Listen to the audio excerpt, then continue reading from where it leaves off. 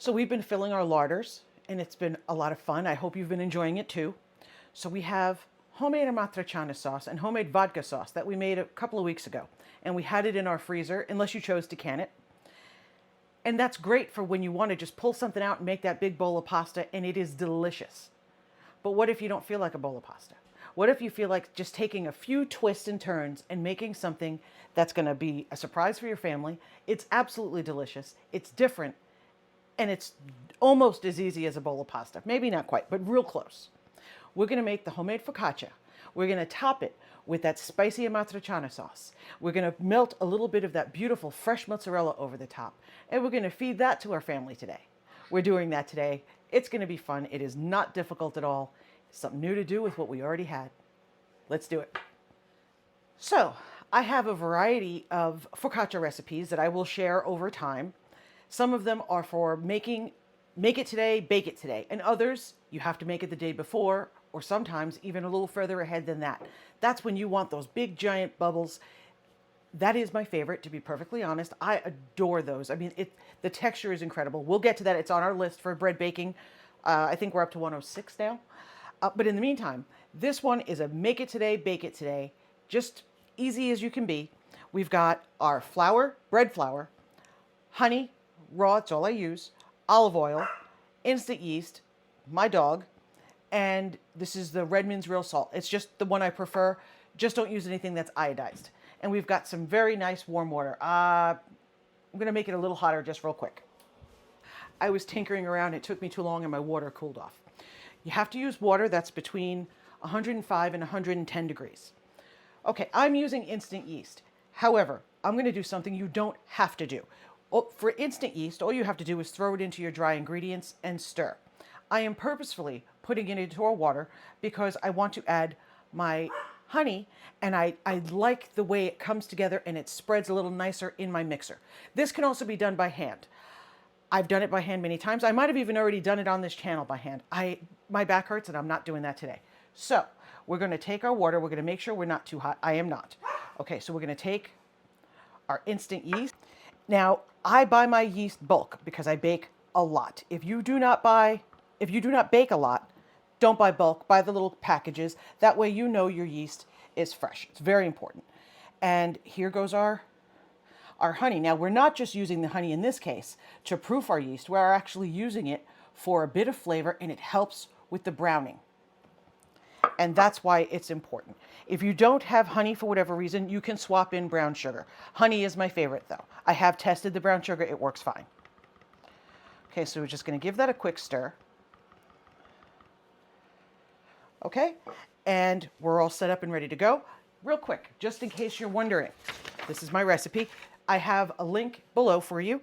We've got 175 grams of bread flour, 6 grams of instant yeast, 10 grams of the salt. By the way, salt does not go in anywhere near our yeast. Salt and yeast are not great friends. So we're actually going to make sure that we mix these two together before this one joins the party. We want to make sure we give our yeast every opportunity to do a great job. Olive oil, 50 grams, honey, 38 grams, and the water, 390 grams. Water can be, you know, you're going to have to check it to see how your texture is, and I'm going to show you exactly the texture that we're looking for. We're going to go on over to the mixer and get this going. If you're doing like I'm doing, and you're going to be serving this with the amatriciana that you froze, make sure it's defrosted so that it's ready to go. Make sure you've got your beautiful fresh balls of mozzarella. This is a great dish, and it's so easy.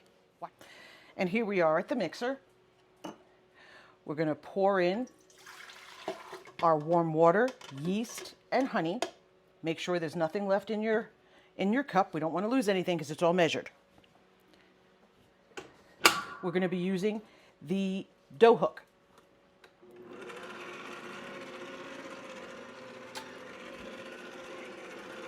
And slowly, so we're not wearing it, we're going to add our flour.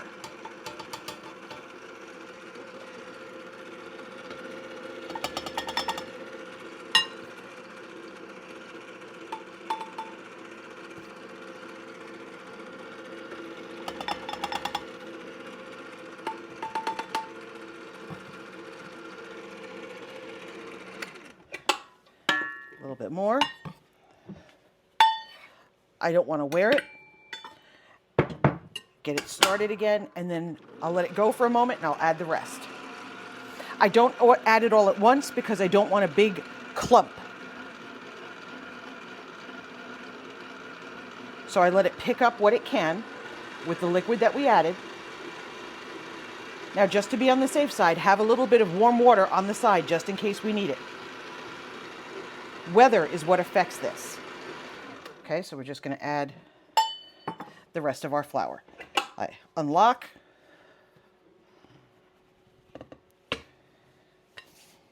Make sure we get it all because it's measured, so we don't want to leave any.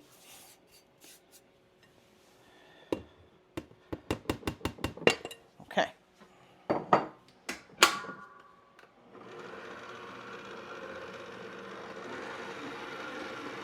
Now that we've got the yeast safely away from where we're going with the salt, we're adding our salt. You just saw that go in. And our last ingredient is going to be our olive oil. The olive oil is going to affect not just the texture, but the flavor. We're using enough that you should taste it, so please use olive oil you like the flavor of. There we go.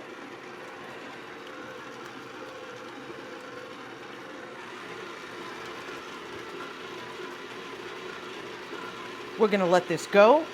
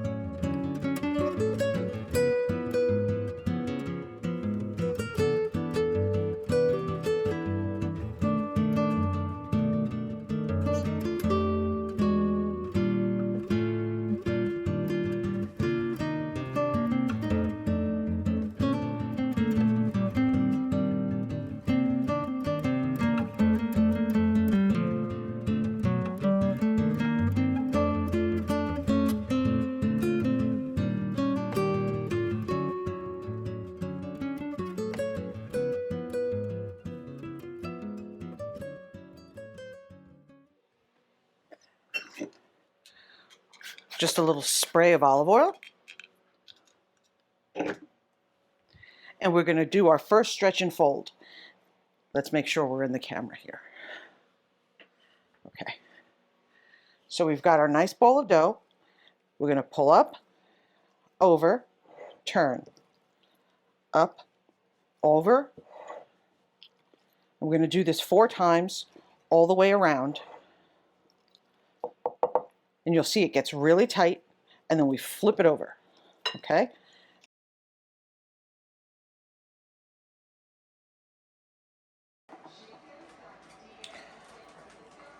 So our bulk rise is over, and we're going to spread olive oil in our pan.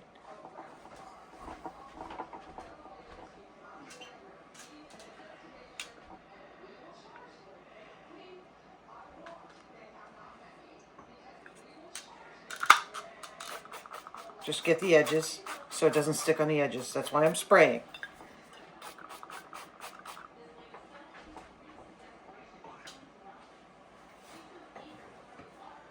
And here's our beautiful dough. Now the point is to transfer this gently. We don't want to knock the air out. So that's the bottom. There we go. And now we're very gently going to let it start to move into this pan. And we're not going to knock all the air out. We're gently going to do this. And this is going to take, by the time it fills this pan, it'll probably take the better part of half an hour, maybe even a little bit more. I'm just getting it started by dropping my fingers in, lots of olive oil, and giving it a shake. It's going to continue to rise, but it's also going to start to relax into this pan Now this pan is very specific. I will link it for you. This is a focaccia pan, and it is for this purpose. It's thin and it gets really hot. And it's made by, I want to say Lloyd pans. Very commonly used in pizza places and places that specialize in this type of bread because it creates a beautiful crust on the bottom. Okay, so I'm going to stop here and I'm going to cover this with plastic and let it rest. We don't want to let it form a crust, so we want to make sure that there's no air hitting this. Okay, and then we're going to cover it back up again. And this is just to control the temperature. And I'm not going to do anything with this for no less than 20 minutes. It's probably going to be 30. And then this is going to start to really rest. And we'll be able to, with our fingertips, just be able to pull it ever so gently and it'll fill the pan. So you see how we've relaxed beautifully into the pan. We're not at the edges yet, but this is just letting it have a nice, slow, easy rest. And now very gently, we're not going to yank. We're just going to, with our fingertips, get ourselves into the corners. If it starts to resist, cover it up, let it wait 10 minutes and come back.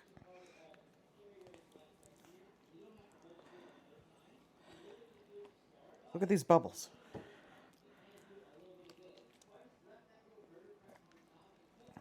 All right, we're starting to resist, so we're going to stop right there. I'm going to wait 10 to 15 minutes, and that should be enough. Then what we're going to do, so you know, your oven, oh, I'm so sorry. Your oven needs to be heated to 450 degrees. What we're going to do is we're going to season this with just a little bit. We've got some olive oil all over the place here. We're going to season it with just a bit of salt and black pepper. And we're going to put it in the oven and we're going to bake it halfway. And then we're going to dress it and finish it the rest of the way. If you put the dressings on while it's still raw, you don't have a chance to get crisp. And you'll end up with very soggy bread. And that's not what we're looking for. We're looking for that perfect combination of tender and crisp. And that's how we get it. So we put our baby's blanket back on.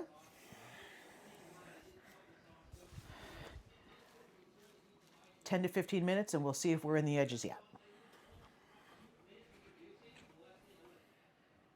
And here we are. That is close enough. So now the next thing we do is we take our fingertips that are oiled and we just press all the way to the bottom. Now, not trying to make a hole, but you definitely want to touch the bottom of the pan. That does move some of the bubbles around and so forth. Okay? We've got plenty of olive oil on there. We're going to add more at the end. We don't need any more now. So now we're going to take, let's see, our Maldon salt, which is just a large flake salt. And it adds this beautiful crunch. We add that. And we've got our pepper mill.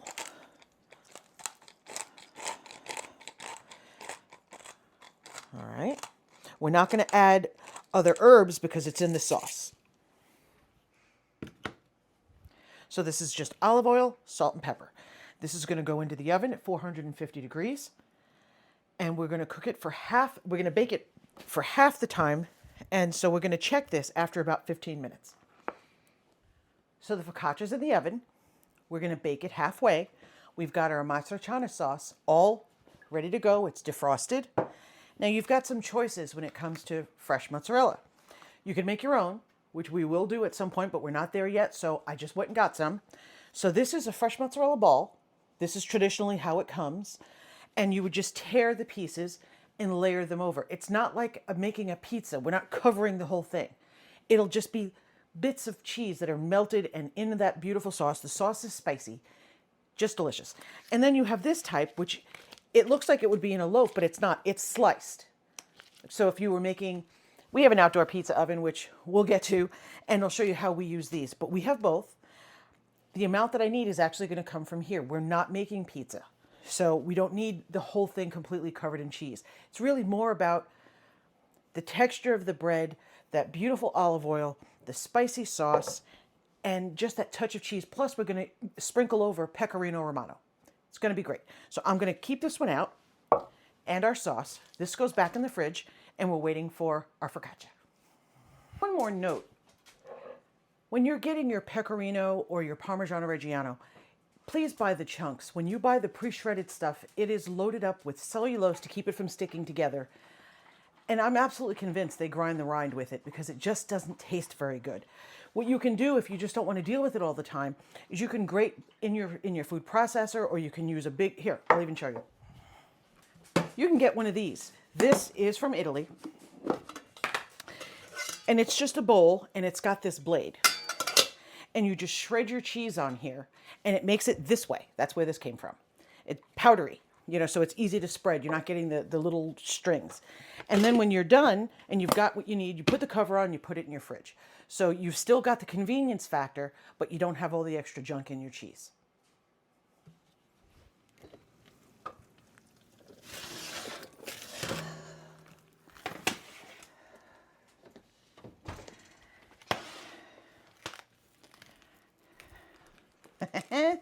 Look at that.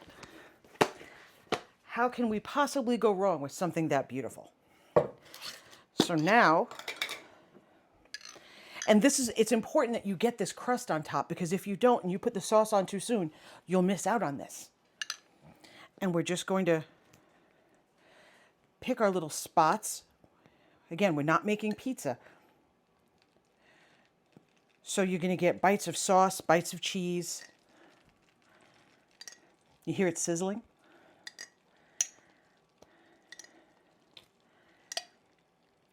I don't want to waste any sauce. I mean, I'm going to use up what I have. But this sauce that I made, if you recall, if you haven't seen the video, I'll link it. It's full of pancetta. So this is... Then we take our fresh mozzarella, and we're just going to... Hey, get back here. Don't burn me. Okay. We're going to shred off pieces of it. And we're not going to put them directly on top of our sauce. Because what we're trying to do is have different flavors for different bites.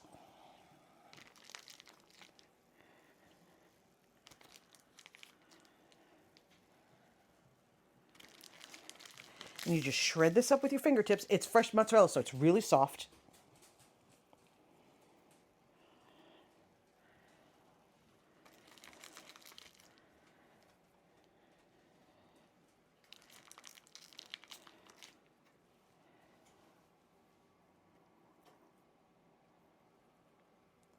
There's a big bubble here, so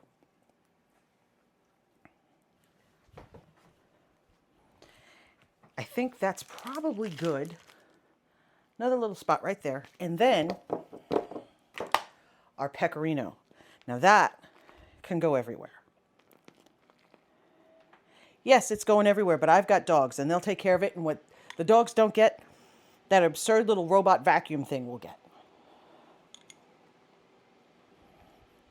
We actually named our robot vacuum because we're not normal, and we named ours Charlie. And if you looked in our phones and we're trying to run that silly thing, it actually says Charlie. Okay. This will go back in until our cheese is bubbling. We've got a little color on it, and our sauce is nice and hot, and we're ready to go. Oh my goodness. So good.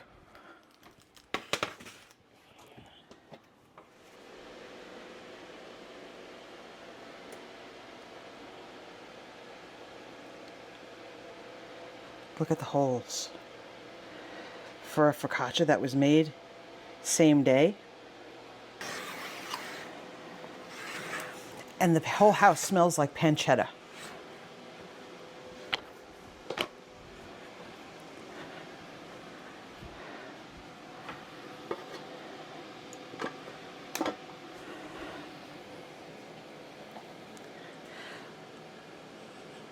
Do you see?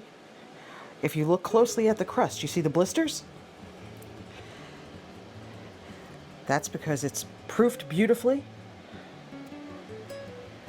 The bubbles, the spicy sauce, the fresh mozzarella. This is something different you can do with sauce that was just in your freezer. I'm so excited. Thank you for joining me today. It's time to feed the fam. I'll see you next time.